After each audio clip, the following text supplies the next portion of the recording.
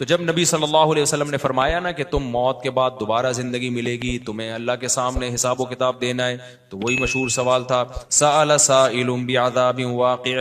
اللہ فرماتے ہیں یہ لوگ آپ سے پوچھتے ہیں وہ کب واقع ہوگا، جو عذاب واقع ہونے والا ہے اس کے بارے میں ایک سائل نے پوچھا.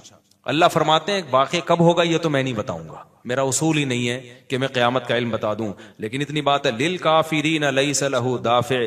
جو بھی اللہ کا منکر ہے، اللہ کو نہیں مانتا، اللہ کے حکام کو فالو نہیں کرتا، جب وہ عذاب آئے گا تو دنیا کی کوئی طاقت اس عذاب سے ان کو بچا نہیں سکے گی. تعرج الملائکۃ والروح الیہ فی یوم کان مقدارہ 50,000 سنہ، 50,000 سال کا ایک دن ہوگا. کہیں 1,000 سال اللہ نے ذکر کیا میدان حشر کے بارے میں، کہیں 50,000 سال. تو علماء نے بیان کیا یہ لوگوں کے حالات کے حساب سے ہوگا. یہ ٹائم کے جو یونٹ ہے نا یہ ہر ایک کے حق میں مختلف ہوتے ہیں. دیکھو جب ہم پیدا ہوئے تو ہم کائنات کو بننے کے اربوں سال کے بعد پیدا ہوئے ہوں گے نا، تو کیا ہمیں انتظار کرنا پڑا؟ بولو نا کیا ہو گیا؟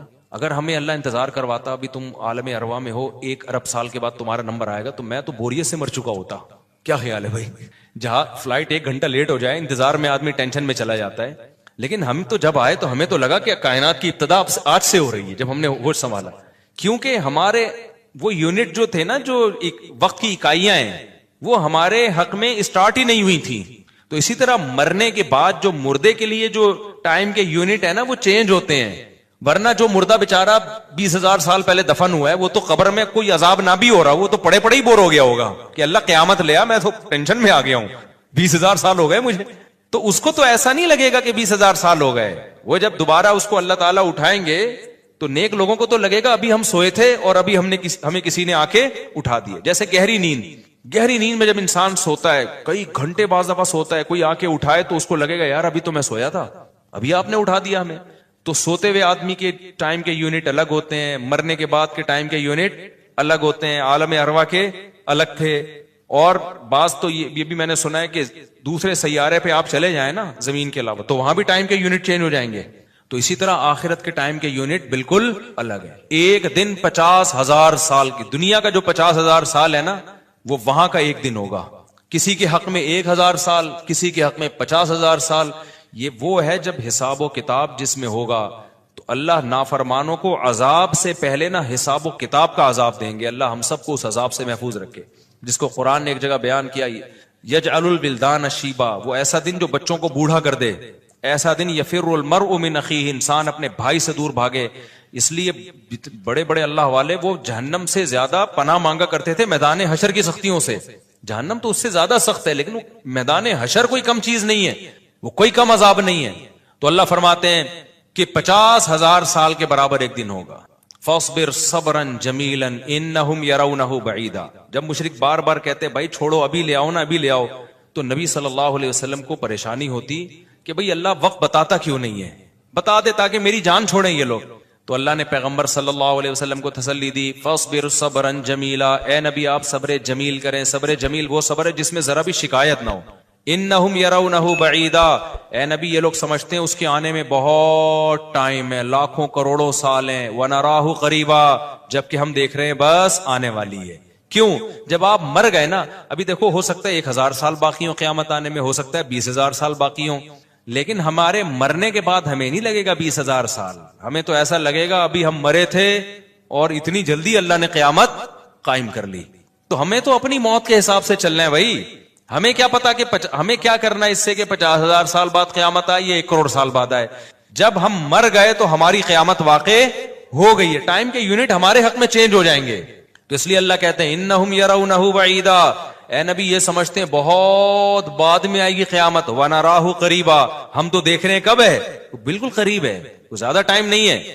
یوم تکون السماء کالمہل، اللہ فرماتے ہیں جس دن آسمان تیل کی تلچھٹ کی طرح ہو جائے گا، ایسے پگھل جائے گا آسمان. اتنی بڑی تباہی آنے والی ہے اس کائنات پہ. حدیث میں آتا ہے رسول اللہ صلی اللہ علیہ وسلم نے ارشاد فرمایا کہ جب جنتی جنت میں چلے جائیں گے اور اہل جہنم جہنم کی آگ میں چلے جائیں گے، اللہ ہم سب کو بچائے، تو جو جنتیوں کے جو ریلیٹیوز ہوں گے، چاہے وہ رشتہ داری کا تعلق ہو، دوستی یاری کا تعلق ہو، ان جنتیوں کو اپنے وہ جو دوست احباب ہے نا، جب وہ دیکھیں گے کہ جنت میں وہ مارکیٹ سے کیا ہیں، شارٹ ہیں. دنیا میں تو ملا، پہلے تو ان کو اپنی فکر ہوگی کہ ہم کسی طرح جنت میں چلے جائیں. شروع میں تو حالت یہ ہوگی یوم یفر المرء من اخیہ وامہ وابیہ وصاحبتہ وبنیہ، وہ دن جس دن انسان اپنے باپ سے دور بھاگے گا، اپنی ماں سے دور بھاگے گا. یہاں بڑی خدمت کیا کرتا تھا، بڑے احسانات کرتا تھا، لیکن وہاں کہے گا میرے پاس ایسا نہ ہو مجھ سے کوئی نیکی مانگنے آ جائیے، بخشش کی درخواست کرنے آ جائے کہ بیٹا مجھے بھی بخشوا لے اللہ کے ہاں، تو دعا کر تیرے بڑے اچھے اعمال تھے. نہ بھاگے گا، بھائی یہ گلے نہ پڑ جائے میرے.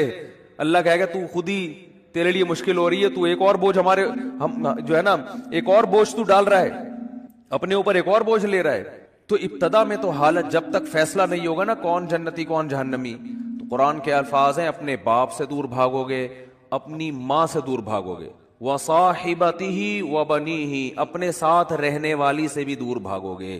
اللہ نے یہ نہیں کہا بیوی سے دور بھاگو گے، بیوی کے لیے زوجہ کا لفظ استعمال ہوتا ہے، یہ اصطلاح استعمال نہیں کی. دیکھو ابا کو اللہ نے ابا کہا، اماں کو اللہ نے اماں کہا، تو بیوی کو بیوی کہنا چاہیے نا. پوائنٹ کی بات بتا رہا ہوں، کئی دفعہ بتا چکا ہوں.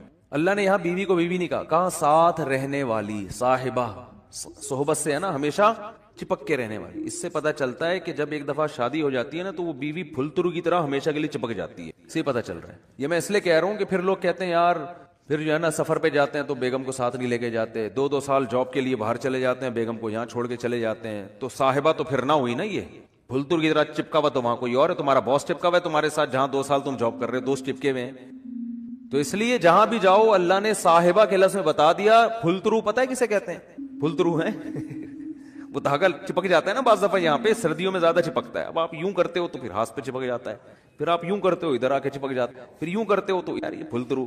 تو یہ بالکل اسی طرح جب آپ کی شادی ہوئی تو بیگم پھلترو کی طرح چپک گئی. اب جہاں جہاں جاؤ گے وہاں وہاں وہ ساتھ. تو یہ شادی کرنے سے پہلے سوچ لیا کرو کہ اس کو اللہ نے لقب ہی یہی دیا ہے کہ اس کا وہ رہنے والی ہے ہمیشہ. ہاں وسائل اگر نہیں ہے تو ایک الگ بات ہے، ورنہ جہاں جاؤ بیگم ساتھ ہونی چاہیے. حج پہ جا رہے ہو بیگم کو لے کے جاؤ، عمرے پہ جا رہے ہو بیگم کو لے کے جاؤ. شریف لوگ اسی طرح کرتے ہیں. تو سفر پہ جا رہے ہو گھومنے پھرنے بیگم کو لے کے جاؤ. خالی دوستوں کے ساتھ پروگرام نہیں بنایا کرو. اگر آپ شادی شدہ ہو صرف دوستوں کے ساتھ پروگرام بنا رہے ہو تو اس میں اس بات کا خطرہ موجود ہوتا ہے کہ آپ کے ارادے اچھے، میں بدگمان نہیں ہو رہا، بہت سے لوگ نیک شریف ہیں، آپ سارے شریف شرفا بیٹھے ہوئے ہیں بیان سن رہے ہیں ماشاءاللہ سارے شریف شرفا، لیکن یہ کہ بھائی اس کو ساتھ لے کے جاؤ. اگر اللہ نے وسائل دیے نہیں دیے تو ایک الگ بات ہے. چلو ہمیشہ نہیں لے کے جاتے، کبھی تو لے کے جاؤ نا. تو اور جہاں جاب کر رہے ہو وہاں اس کو ساتھ رکھو، سمجھتے ہو وہاں ساتھ رکھو اس کو.